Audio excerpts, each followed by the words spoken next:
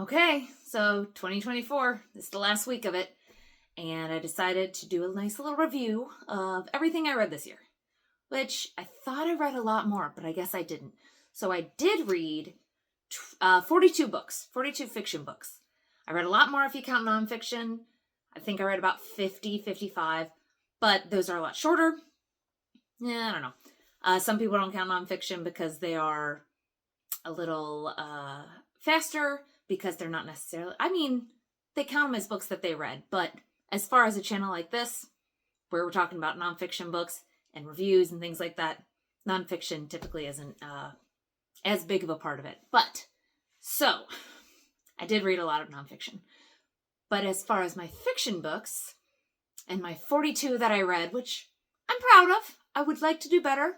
I want a little more, but we'll start with 50 or 42 this year, which was good. I wanted to give my top picks of the year, of what I enjoyed. Not necessarily what was the most popular, not necessarily what won awards, but what I liked. So at my very top this year was Murder Your Employer, McMasters Guide to Homicide. It's actually right behind me. Right here. This book was phenomenal. I loved it. I did do the audiobook of this, which I may have liked it more because of that. It was Neil Patrick Harris and Simon Vance who read it, which I really enjoyed their reading of it. But mainly it was just a creative book that I hadn't read something like this before, and I thought it was delightful. It's about a character, or a guy named Cliff, who had a bad experience at his job and decided he's going to kill off his manager, basically. But he doesn't do it exceptionally well. And he ends up getting kidnapped, technically, to go to the school to teach him a better way to murder people.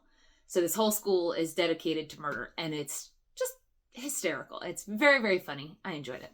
Other books that I really liked this year tended to be more popular in general, so that's why I read them. The Women by Kristen.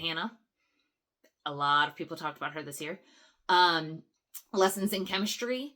That was Bonnie Garmus, and because of the series that came out, that's why I think she got so popular this year specifically, but it's also a really, really good book. Some of the others I really liked were fantasy. I like fantasy in general, but Neil Gaiman, I finally read his Neverwhere, which was fantastic. You can't really go wrong with him if you're a fantasy person. And then also The 7-Year Slip. That was by Ashley Poston. That was another time travel kind of book, which I've read quite a few. Some of them are done really well. Others are not. This one I liked a little bit better. Tended to have a romance side of it. So you kind of got a little bit of a different aspect than just time travel and how things don't work in the real world. And how things change. And I felt like this author specifically did something pretty good with it.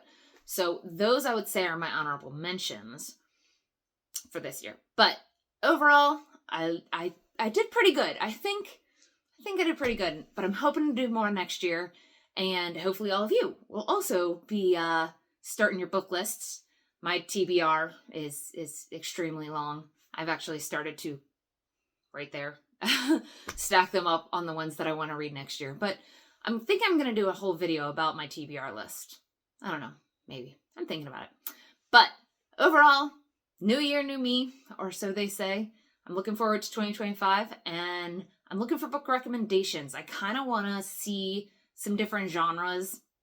I haven't read a lot of romance in general. I haven't done a lot of mystery lately. I used to be really big into mystery.